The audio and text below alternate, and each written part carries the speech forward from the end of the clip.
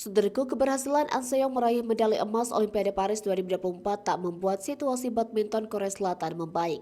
Bahkan raihan medali emas Olimpiade oleh An Se-young ini bisa menjadi titik awal perpisahan sang atlet dengan pelatnas badminton Korea Selatan.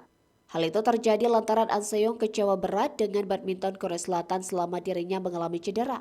An Se-young mengalami cedera lutut kanan sejak Oktober 2023 lalu, seperti dikutip dari The Star.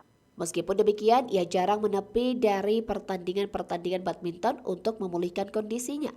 Ia baru beristirahat hanya beberapa pekan saja sebelum Olimpiade Paris digelar.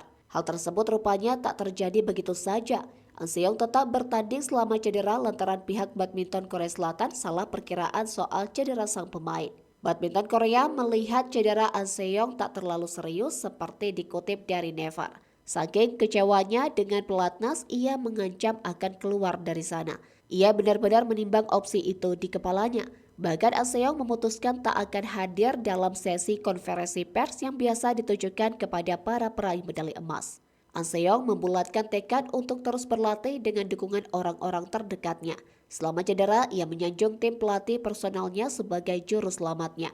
Mereka selalu berada di sisinya dan memberikan dukungan terbaik. Ia merasa lega lantaran bisa merampungkan Olimpiade 2024 dengan baik. Kekecewaan An Se-young ini bisa menjadi bumerang bagi badminton Korea Selatan.